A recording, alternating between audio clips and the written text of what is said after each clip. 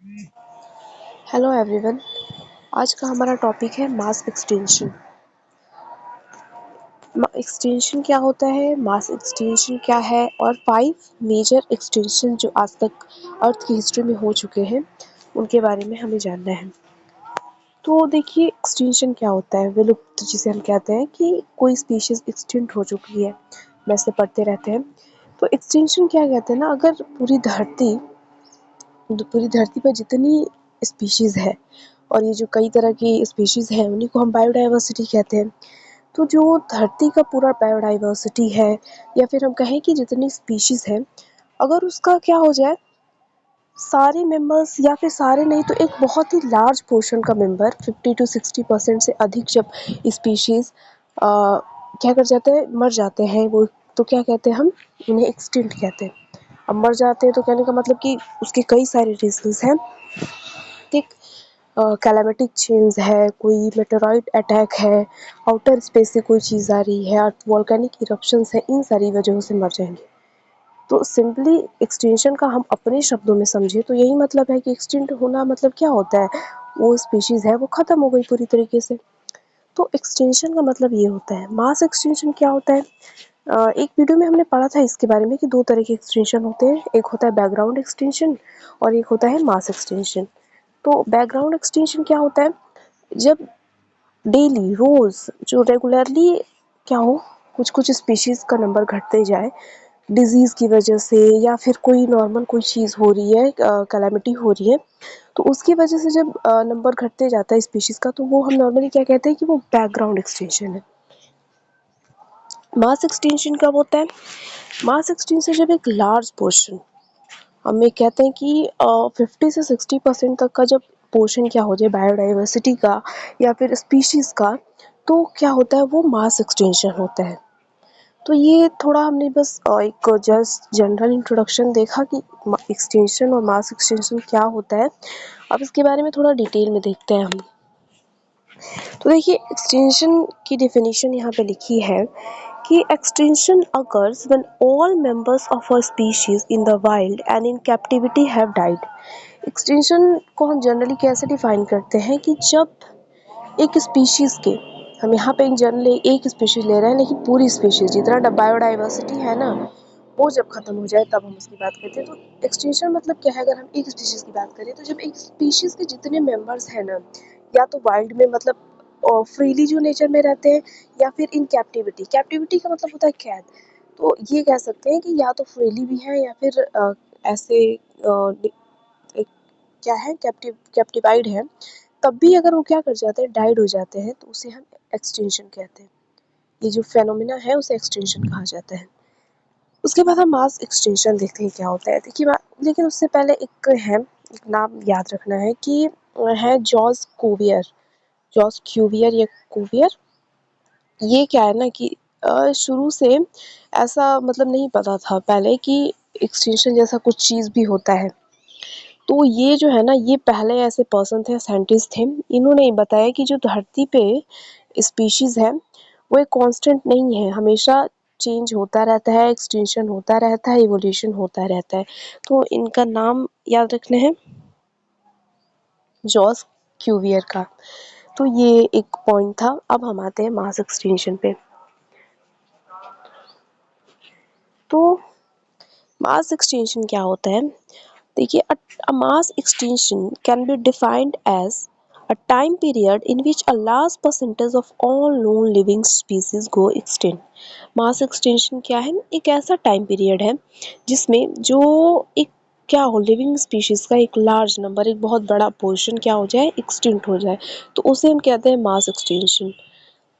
देखिए, जो हमारी अर्थ की हिस्ट्री है, तो 4.6 बिलियन ईयर्स ये है कि अर्थ की हिस्ट्री है। 2.8 नॉर्मली ईयर्स पहले पहली लाइफ इवॉल्व हुई थी।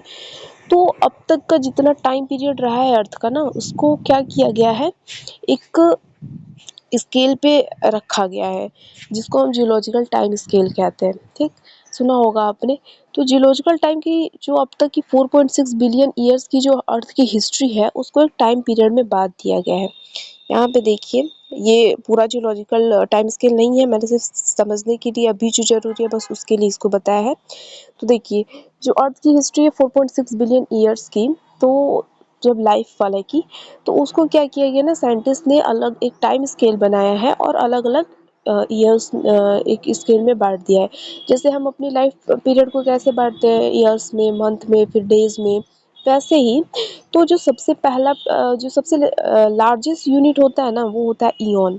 ईओन के बाद एरा, फिर पीरियड, फिर इपोक और फिर एजेस आते हैं। तो जो सबसे पहला लार्जेस्ट यूनिट होता है वो जियोलॉजिकल टाइम स्केल का वो होता है ईओन, और जो सबसे स्मॉलेस्ट यूनिट होता है वो होता है इपोक। फिर ईओन के अंदर फिर एराज आते हैं, फिर पीरियड आते हैं। अभी जो पीरियड चल रहा है ना वो क्वाटरनरी चल रहा है और सीनोज़ोइक एरा चल रहा है। ठीक, हम क्वाटरनरी पीरियड में, तो ये सारी जो है पीरियड देखेंगे आप, जैसे ये है एरा है सीनोज़ोइक एरा, फिर मेसोज़ोइक एरा, फिर पैलियोज़ोइक एरा। तो ये ऐसे गया है, मतलब पहले पैलियोज़ोइक एरा था, फिर मेसोज़ोइक एरा है, अब सीनोज़ोइक एरा है। तो देखिए सीनोज़ोइक एरा में 2 पीरियड है, क्वाटरनरी पीरियड, टर्शियरी पीरियड। ठीक, मेसोज़ोइक एरा में क्रिटेशियस पीरियड है, जुरासिक पीरियड है, ट्राइएसिक पीरियड आता है था, मतलब उसको डिवाइड किया गया है। पैलियोज़ोइक एरा में Permian, Devonian, Silurian, Ordovician and Cambrian, ये सारे पीरियड्स थे। तो अगर आपको जियोलॉजिकल टाइम स्केल डिटेल में देखना है तो आप देख सकते हैं। अभी बस हम ये समझ रहे हैं ना कि जो अर्थ की जो हिस्ट्री है उसको साइंटिस्ट ने क्या किया है, एक टाइम स्केल पे डिवाइड कर दिया है। तो क्या हुआ है ना कि हम बात कर रहे हैं मास एक्सटिंक्शन की। तो मास एक्सटिंक्शन क्या होता है, जब एक छोटे से टाइम पीरियड में, एक छोटे से टाइम पीरियड में एक लार्ज परसेंटेज लिविंग ऑर्गेनिज्म का, लिविंग स्पीशीज का एक्सटिंक्ट हो जाए तो हम उसे कहते हैं मास एक्सटिंक्शन।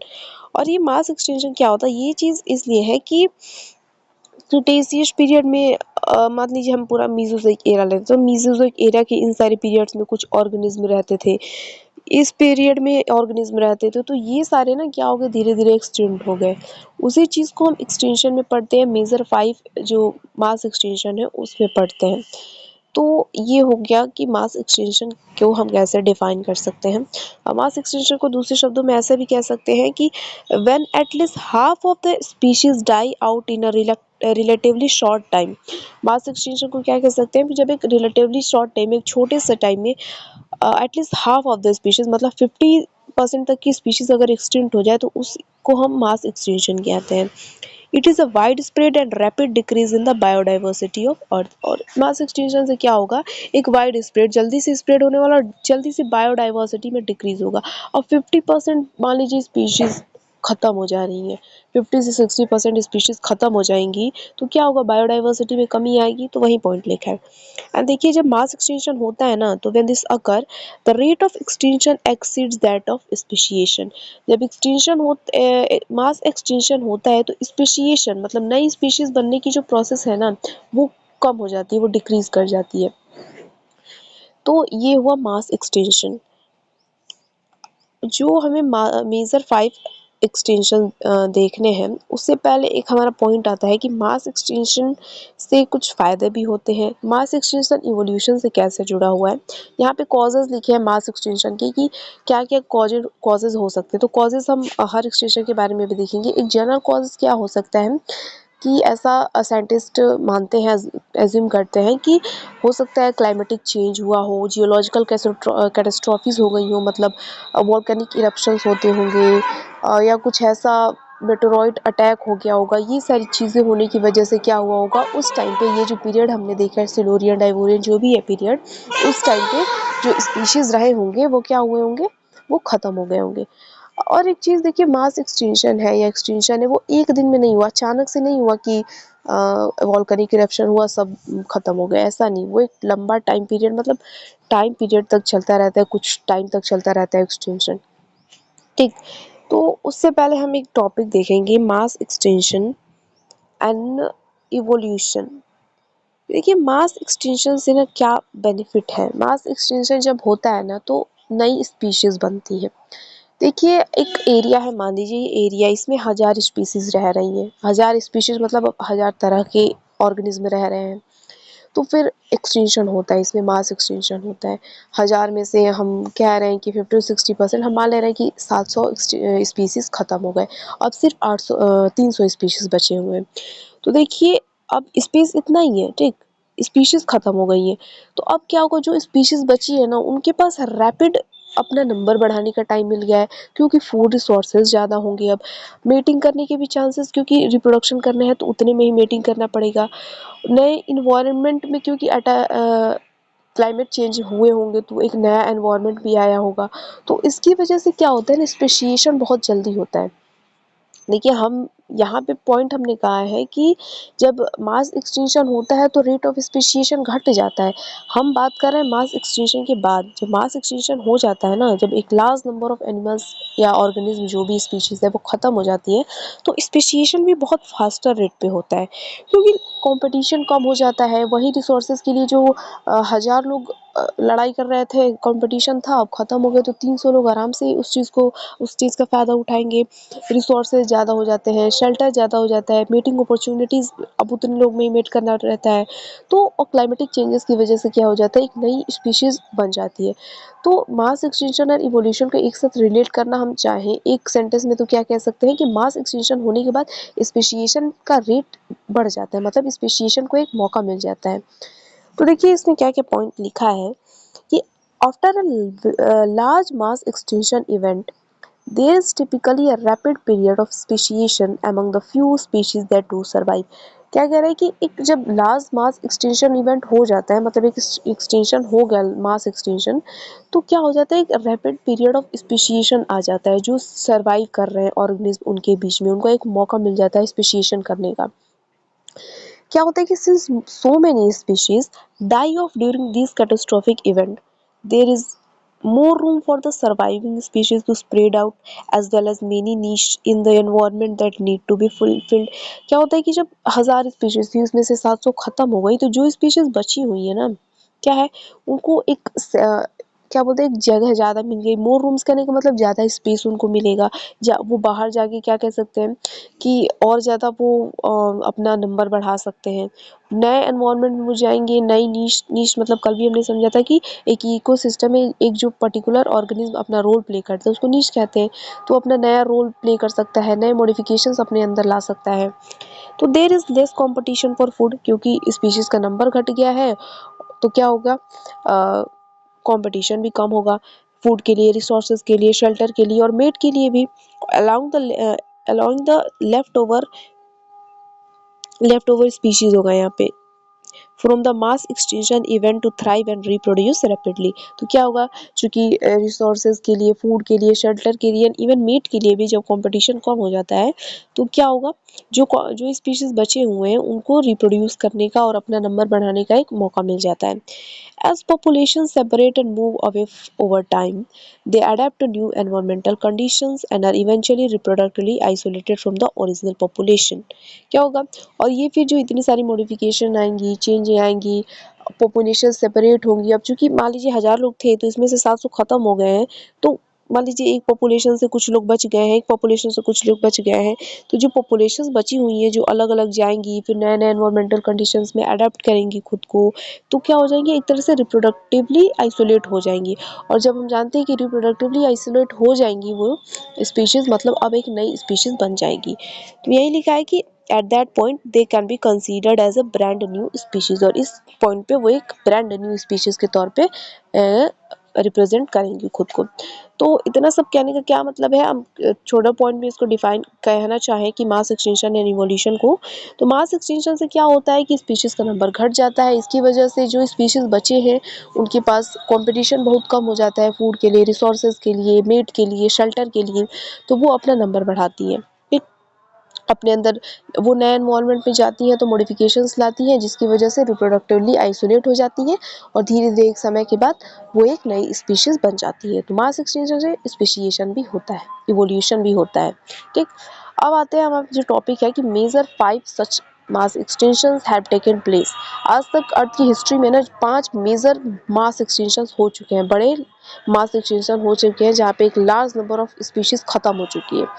और साइंटिस्ट का ये भी मानना है कि छठा जो मास एक्सटेंशन है ना वो चल रहा है अभी। ये जो अभी हम है ना इस टाइम पीरियड में वो मास एक्सटेंशन छठा वाला चल ही रहा है। तो देखिए इसमें कौन कौन खत्म होता है। देखिए इसमें क्या है कि that we are going through 6 mass extension, यही लिखा है कि साइंटिस्ट सस्पेक्ट दैट हम लोग जो चल रहे हैं ना वो छठा मास एक्सटेंशन चल रहा है। तो हमें बात करनी है कि जो मेजर 5 मास एक्सटेंशन है उनके बारे में। तो पहला है ऑर्डोविशियन सिल्यूरियन एक्सटेंशन, पहला मेजर मास एक्सटेंशन। दूसरा है डेवोनियन एक्सटेंशन। तीसरा है परमियन ट्राइएसिक एक्सटेंशन। चौथा है ट्राइएसिक एक्सटेंशन एंड पांचवा है क्या है क्रिटेशियस टर्शियरी एक्सटेंशन। ये मेजर 5 एक्सटेंशंस है। ठीक, अब याद करने वाला है ये चीज कि कौन कौन से मेजर 5 मास एक्सटेंशंस है। तो पहला मास एक्सटेंशन है ऑर्डोविशियन सिल्यूरियन एक्सटेंशन। ठीक, दूसरा डेवोनियन एक्सटेंशन। तीसरा परमियन ट्राइएसिक एक्सटेंशन। चौथा ट्राइएसिक जुरासिक एक्सटेंशन। पांचवा है क्रिटेशियस टर्शरी एक्सटेंशन। तो देखिए ये वाला एक बार टाइम स्केल वाला जो है यही सारी चीज, तो मतलब इन टाइम पीरियड में बड़े बड़े मास एक्सटेंशन हुए हैं उन्हीं को हमको पढ़ना है। ठीक, Ordovician Silurian Cambrian Triassic Jurassic Cretaceous Tertiary extension. ठीक, ये वाली चीज। तो आई होप ये चीज आप रिलेट कर पा रहे होंगे। तो इन टाइम पीरियड में बहुत बड़े मेजर मेजर क्या हुए मास एक्सटेंशन हुए, एक लार्ज नंबर ऑफ स्पीशीज खत्म हो चुकी है। तो अब इन्हीं के बारे में हमें पढ़ना है।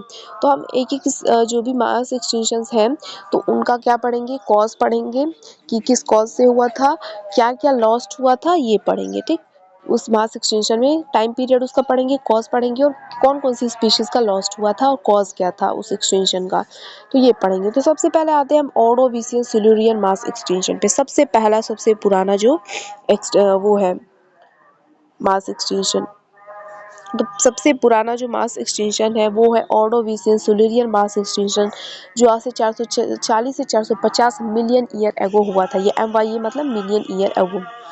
तो देखिए पॉइंट क्या लिखा है, पहला पॉइंट कि known as the oldest mass extension, इसको ओल्डेस्ट मास एक्सटेंशन कहा जाता है। ये पॉइंट याद रखना है किसको, ऑर्डोविशियन सिल्यूरियन मास एक्सटेंशन को क्या कहा जाता है, oldest mass extension. It is estimated that 85% of species present on Earth at the time perished during Ordovician Silurian mass extinction। Ordovician Silurian mass extinction जब हुआ था इस टाइम पे कहाँ गया ओर्डोविशियन, इस टाइम पीरियड पे। ठीक, तो उस पे ऐसा माना जाता है, साइंटिस्ट ऐसा मानते हैं कि 85% स्पीशीज जो थी ना उस टाइम अर्थ पे वो खत्म हो गई थी। तो देखिए कितना बड़ा, मतलब 100 है स्पीशीज मान लीजिए तो 85 खत्म हो गई, तो कितना मेजर कितना बड़ा एक्सटेंशन हुआ है। तो ये ऑर्डोविशियन सिल्यूरियन मास एक्सटेंशन सबसे पुराना मास एक्सटेंशन था। फिर 85% स्पीशीज जो धरती पे उस समय मौजूद थी वो खत्म हो गई थी। नेक्स्ट है कि at the time life had not yet moved into land and was confined to the earth was ocean. Ordovician Silurian mass extension के टाइम क्या था ना कि उस टाइम धरती पे अभी ऑर्गेनिज्म एनिमल नहीं रहते थे, एनिमल प्लांट जो भी है वो नहीं रहते थे। अभी लाइफ ओशियन में ही कन्फाइंड थी, पानी में ही जो भी जंतु जीव थे वो रहते थे। ठीक, कॉज क्या था ऑर्डोविशियन सिल्यूरियन मास एक्सटेंशन का, तो देखिए it is believe that dramatic shift in the earth climate resulted in mass glaciation. ऐसा माना जाता है कि ऑर्डोविशियन सिल्यूरियन टाइम पीरियड के समय क्या हुआ था कि अर्थ का जो क्लाइमेट है ना उससे तो क्या हो गया था, मास ग्लेशिएशन हो गया था, मतलब ग्लेशियर थे वो पिघल गए थे। This lowering sea levels and temperature, जिसकी वजह से ग्लेशियर पिघला तो जो सी लेवल है और टेम्परेचर वो लोअर हो गया, टेम्परेचर एकदम ठंडा हो गया। फिर क्या हुआ, this was then followed by a period of global warming. देखिए क्या हुआ था कि टेम्परेचर ठंडा हुआ, ग्लेशिएशन हुआ तो टेम्परेचर ठंडा हुआ, सी लेवल कम नीचे चला गया था। फिर उसके बाद ग्लोबल वार्मिंग हो गई, तो क्या हुआ उससे सी लेवल और टेम्परेचर इंक्रीज कर गया। It is believe that the changes in sea temperature resulted in the mass die off the most species. तो ये माना जाता है, साइंटिस्ट ऐसा मानते हैं कि यही जो उलटफेर हो रहा था क्लाइमेट में, तो फिर क्या हुआ कि सी टेम्परेचर, सी लेवल और टेम्परेचर बढ़ने की वजह से ही मेजर मोस्ट डाई ऑफ हो गया, मतलब ज़्यादातर स्पीशीज खत्म हो गए। तो ओडोविसिन सिल्यूरियन मास एक्सटिंक्शन का रीज़न ये था। अब लॉस क्या क्या हुआ, कौन कौन से ऑर्गेनिज्म खत्म हुए, तो देखिए मेनी ब्रैकियोपोड आप गूगल कर सकते हैं। ये क्या थे ना, ये ऑर्गेनिज्म थे, ये आज हम देखते हैं ना जो स्नेल वगैरह पाइला, एप्पल स्नेल, वैसे कुछ थे ये। Conodont and coral and trilobites species are believed to have become extinct during this event. ठीक, इस इवेंट में सुलेरियन ओडोविसिन के टाइम क्या हुआ था, कौन कौन सी स्पीशीज खत्म हुई थी, मेनी ब्रैकियोपोड्स थे, कोनोडोन थे और ट्राइलोबाइट थे, ये सब खत्म हो गए थे इस एक्सटेंशन में, ओडोविसिन सिल्यूरियन मास एक्सटेंशन में। नेक्स्ट पॉइंट क्या लिखा है कि other theories regarding this extension event suggest that the ocean may have become polluted by toxic metals और that large scale volcanic eruptions may have been cause. कुछ और theories ये suggest करती हैं कि ओडोविसिन सिल्यूरियन एक्सटेंशन का cause बताने के लिए, पहला कॉज क्या था कि उलटफेर हुआ क्लाइमेट में, पहले ग्लेशिएशन हुआ तो सी लेवल्स का क्या हो गई और टेम्परेचर कम हो गया, फिर अचानक से ग्लोबल वार्मिंग बढ़ी तो टेम्परेचर बढ़ गया, इसी उलटफेर में क्या हुए, कई स्पीशीज खत्म हो गए। दूसरी थियरीज ये भी सजेस्ट करती है कि एक्सटिंक्शन का कारण ये बताती है कि उस ओशन में क्या हुआ था, क्योंकि लाइफ उस टाइम ओशन में ही थी, तो वो बहुत पॉल्यूट हो गया था टॉक्सिक मेटल्स की वजह से, और फिर लार्ज स्केल वोल्केनिक इरप्शंस होते थे, जिसकी वजह से क्या हुआ, ये मेजर जो मास एक्सटिंक्शन था ओडोविसिन सिल्यूरियन मास एक्सटिंक्शन ये हुआ होगा। ठीक, तो हमने पहला मेजर जो मास एक्सटिंक्शन था वो देख लिया। दूसरा देखिए लेट डेवोनियन मास एक्सटिंक्शन।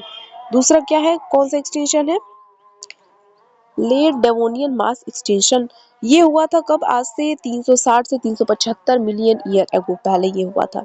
तो during the late Devonian mass extinction, एक बार ये टाइम स्केल पे देख लीजिए, डेवोनियन ये यहाँ पीरियड है, पैलियोजोइक एरा में ये भी हम चल रहे हैं, तो ये इसका लेट डेवोनियन है, इस टाइम पे हुआ था एक मास एक्सटिंक्शन। कहाँ गया, हाँ यहाँ पे। तो during the late Devonian mass extinction event, it is estimated that 75% of living species became extinct. तो डेवोनियन मास एक्सटिंक्शन के समय ये माना जाता है कि 75% जो लिविंग स्पीसीज थी ना, तो वो खत्म हो गई थी। Though most species continue to live within ocean, life had begun to adapt and evolve to living on land during this period. Devonian period में ज़्यादातर स्पीशीज अभी भी ओशन में ही थी, लेकिन कुछ स्पीशीज अब लैंड पे आ गई थी। ठीक, सिल्यूरियन पीरियड में इससे पहले वाला जो अभी हमने एक्सटिंक्शन देखा, वहाँ पे टोटली लाइफ ओशन में ही कन्फाइंड थी, पानी में ही थी। लेकिन अभी क्या हुआ है, लेट डेवोनियन पीरियड में क्या हुआ है कि कुछ स्पीशीज, ज़्यादातर स्पीशीज पानी में ही है, ओशन में है, लेकिन कुछ स्पीशीज आ गई हैं अब लैंड पर भी। The Devonian period is commonly known as the age of fishes. ये वाली पॉइंट इंपॉर्टेंट है, आई होप पता होगा आपको कि age of fishes Devonian period को कहा जाता है। ठीक, नहीं पता है तो जान लीजिए कि डेवोनियन पीरियड को कॉमनली कहा जाता है age of fishes due to the vast diversity of oceanic species at the time. क्यों, क्योंकि उस टाइम ओशियनिक स्पीशीज की क्या थी, बहुत ही वैरायटी थी, तो age of fishes Devonian period को कहा जाता है। अब ये एक्सटेंशन जो है, Devonian extension event appears to have occurred gradually over a very long period with estimate ranging from as little as 500,000 years to as long as 25 million years being proposed। जैसे मैंने पहले ही कहा कि एक दिन में एक्सटेंशन नहीं होता है, तो ये जो डेवोनियन पीरियड है ना, इसका एक्सटेंशन ऐसा माना जाता है कि बहुत लंबे समय तक चला, मतलब 500,000 ईयर्स से लेके 25 मिलियन साल तक ये एक्सटेंशन चलता रहा। अब इसका कॉज क्या था, लेट डेवोनियन पीरियड के एक्सटेंशन का कॉज क्या था, given the extended nature of this extension event no one cause has been identified and it is possible that many smaller extinction events occur during this period। ऐसा माना जाता है Devonian period के extension का कि कोई एक कॉज नहीं पता है हमें, इसका डेवोनियन पीरियड के एक्सटेंशन का कि क्या कारण रहा होगा, ऐसा एक हमें स्पेसिफिक नहीं पता है, हमें तो क्या ही पता, मतलब साइंटिस्ट जो बताते हैं। तो ऐसा माना जाता है कि कई सारे छोटे छोटे एक्सटेंशन होते गए, ये तो मास एक्सटेंशन है। देखिए हम बात करें, साथ साथ में छोटे बहुत एक्सटेंशन तो चलते ही होंगे, ठीक, 2-4 स्पीशीज खत्म हो गई, 1-2 स्पीशीज खत्म हो गई। जब एक ही साथ एक बड़ा नंबर पे एक्सटिंक्शन हो रहा है स्पीशीज का, तो हम उसे मास एक्सटिंक्शन कह रहे हैं। तो डेवोनियन मास एक्सटिंक्शन का कारण एक कोई स्पेसिफिक कारण नहीं पता, ऐसा माना जाता है, साइंटिस्ट ऐसा मानते हैं कि कई सारे छोटे-छोटे मास एक्सटिंक्शन होते गए जिसकी वजह से इतना एक लार्ज स्केल एक्सटिंक्शन हुआ। ठीक। नेक्स्ट एक और थियरी है एक्सटिंक्शन के कॉज के बारे में कि बर्गेनिंग मतलब होता है किसी चीज़ का रैपिड बढ़ना, ठीक? बढ़ना, जल्दी से, तेज़ी से बढ़ना। Diversity of plant life, particularly on land, may have resulted in environmental changes causing many marine species to disappear. एक और डेवोनियन एक्सटेंशन के कारण का एक और थियरी ये है कि प्लांट जो प्लांट का है ना डाइवर्सिटी, मतलब उस टाइम लैंड पे प्लांट बहुत तेजी से बढ़ने लगे, तो इसकी वजह से क्या हुआ, जो मरीन जो थे, जो वाटर में रहने वाले स्पीशीज थे, वो खत्म हो गए। ये कारण है। तो डेवोनियन अभी हमने दो एक्सटेंशन पढ़े, ओरोविजियल सिलेरियन, दूसरा डेवोनियन हमने पढ़ा। ठीक।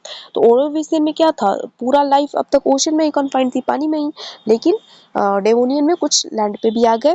और इसका कारण एक ये भी बताया जाता है, स्पेसिफिक कारण एक नहीं पता, छोटे छोटे एक्सटेंशन होते गए, उससे एक मेजर एक्सटेंशन हो गया। दूसरा कारण ये बताया जाता है कि प्लांट लाइफ बहुत जल्दी बढ़ रही थी उस टाइम, तो जो वाटर में रहने वाले स्पीसीज थे वो खत्म हो गए।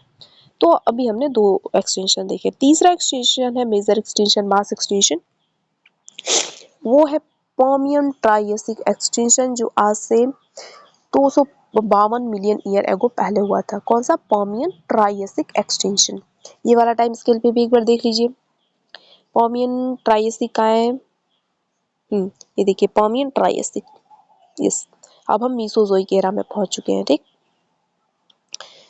हाँ, देखिए एक और इम्पोर्टेंट बात यहाँ पे लिखी है कि पर्मियन ट्रायसिक मास एक्सटेंशन को द लार्जेस्ट मास एक्सटेंशन भी कहा जाता है। तो लार्जेस्ट मास एक्सटेंशन कौन सा है? पर्मियन ट्रायसिक एक्सटेंशन, ये बात ध्यान रखनी है। और क्यों कहा जाता है कि अप टू 96% ऑफ स्पीशीज खत्म हो गई। मतलब सोचिए कि एग्जांपल, क्योंकि 100 स्पीशीज हैं, 100 लोग हैं, तो उसमें से 96% खत्म हो गए, 96 लोग, अब बस 4 लोग बचे हैं। बताइए कितना बड़ा मास एक्सटेंशन था।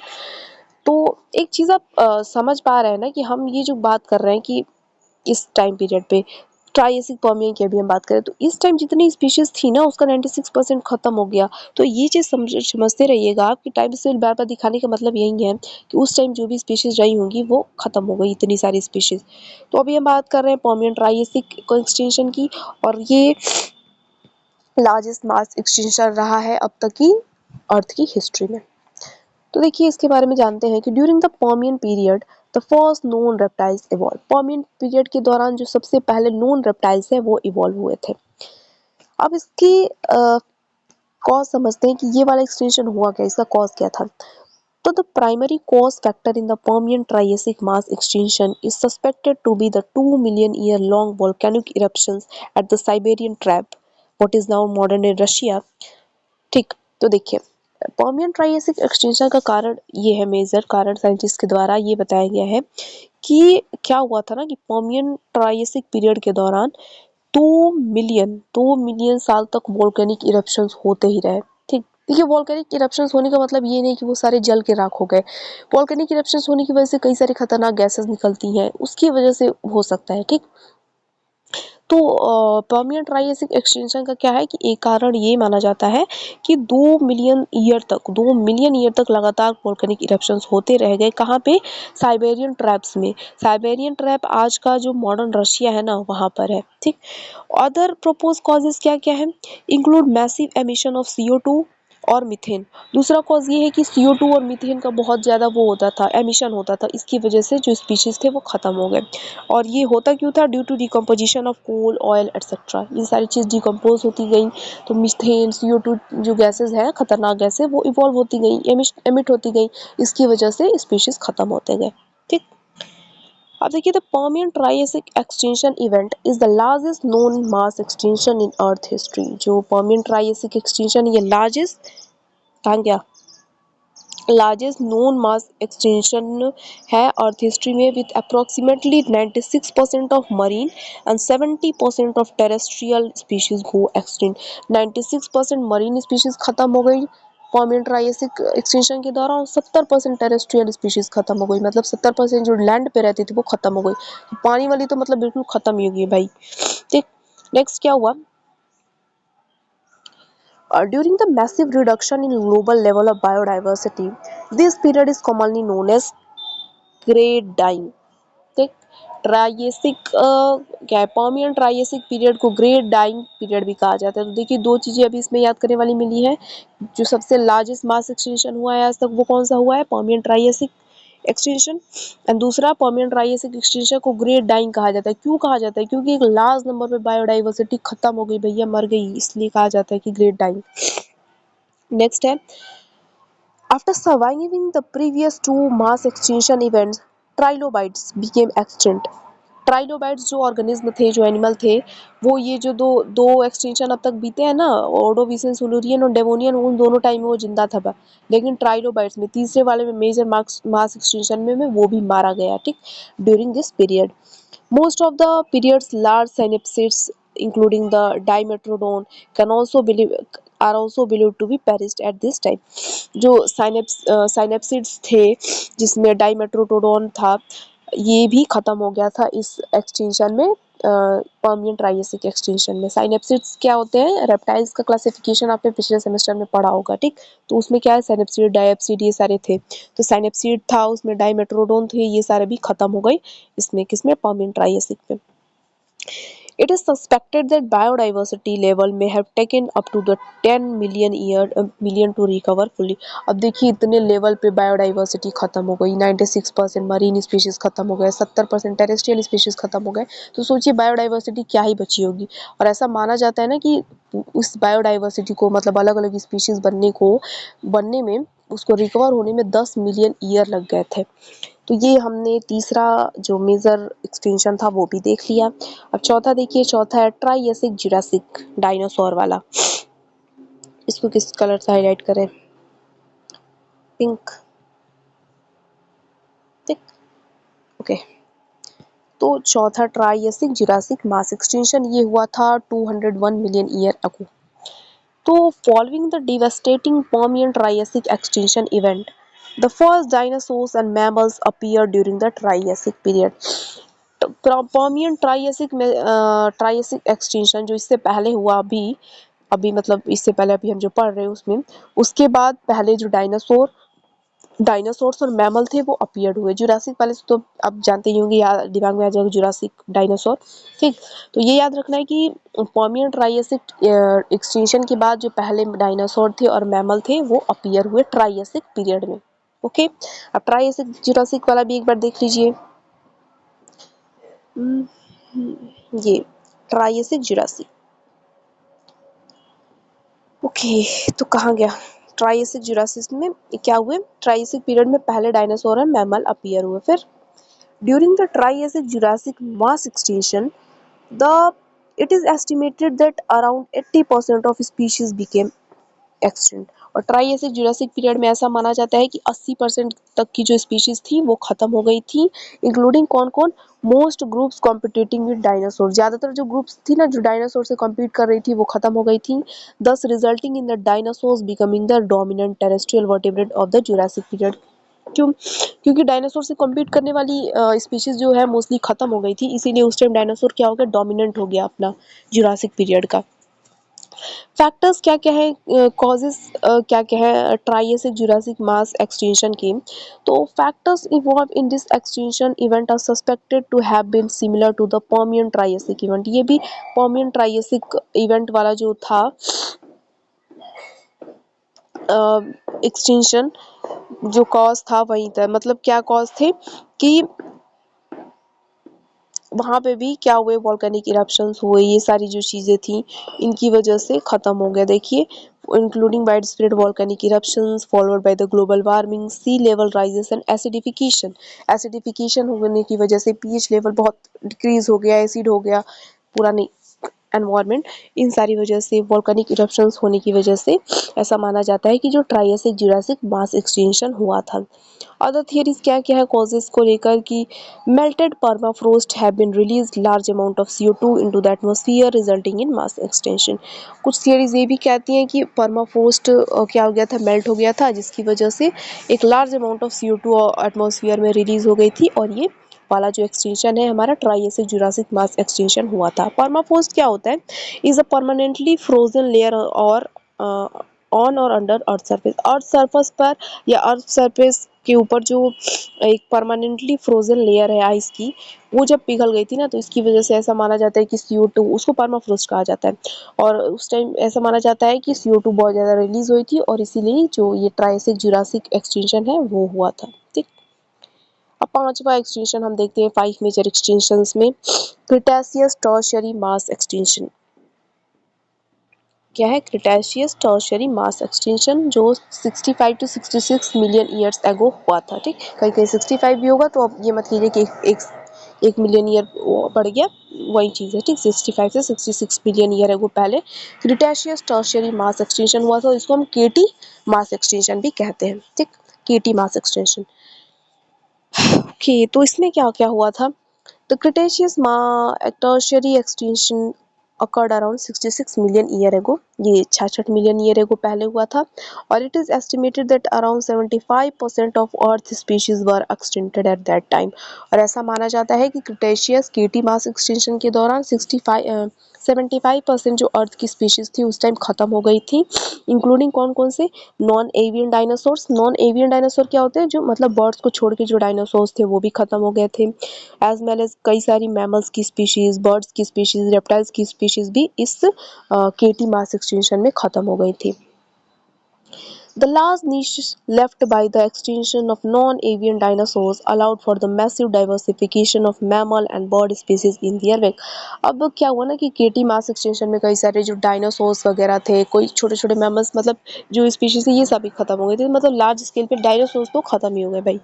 तो क्या हुआ, डायनासोर्स खत्म हो गए ना, तो जो अलग अलग स्पीशीज थी उनको डाइवर्सिफाई होने का मौका मिला, तो उसमें मैमल्स और बर्ड की कई सारी स्पीशीज क्या हुई, डाइवर्सिफाई हुई। The most widely accepted cause of this extinction event is a catastrophic meteor impact. Cretaceous या कीटी मास एक्सटिंक्शन का जो सबसे एक्सेप्टेड रीज़न है ना, वो है कि एक मेटेरॉय अटैक हुआ था, उसकी वजह से क्या हुआ, वो भी कहाँ हुआ था, चिक्सलब, मैक्सिको युकटैन पेनिनसुला, आज के टाइम में मैक्सिको का युकैटन पेनिनसुला है, वहाँ पे एक मेटेरॉइड अटैक हुआ था और उसी की वजह से ये एक्सटिंक्शन हुआ, KT mass extinction. This is known as Alvarez hypothesis, इसको एल्वारेज हाइपोथेसिस कहा जाता है। ठीक, अदर प्रपोज कॉजेज क्या क्या है इसके, include massive volcanic eruptions at the Deccan traps in modern day western Ghat in India. दूसरा इसका एक्सेप्टेड क्या है, कॉज क्या है कि आज का जो वेस्टर्न घाट है ना भारत में, वहाँ पे वहाँ के डेक्कन ट्रैप्स में क्या हुई थी, वॉल्केनिक इरप्शंस हो गए, तो उसकी वजह से ये केटी मास एक्सटिंक्शन हुआ था। तो देखिए ये हो गया हमारा आज का टॉपिक, कौन कौन से एक्सटेंशन थे। पहला हमारा था ओडोविसन सिल्यूरियन, फिर क्या था, डेवोनियन था, फिर पर्मियन ट्राइएसिक था, फिर जुरासिक पर्मियन क्या था, ट्राइएसिक जुरासिक एक्सटिंक्शन था, और नेक्स्ट हमारा केटी एक्सटिंक्शन। तो इस एक्सटेंशन के बारे में हमने देखा कौन कौन सी स्पीशीज लॉस्ट हुई थी, कब तक उसका टाइम स्केल था, रीज़न क्या था, कॉजेस क्या थे, ये सारी चीज़ें हमने देखा। ठीक, तो ये आज हमारा जो 4th यूनिट है ये ख़त्म हो गया, और इससे इवोल्यूशन वाले जो सेक्शन है वो ख़त्म हुआ है। अब से हमारे सिलेबस में डेवलपमेंटल बायोलॉजी की यूनिट्स हैं, टॉपिक्स हैं। ठीक, तो आई होप ये समझ में आया हो। Thank you.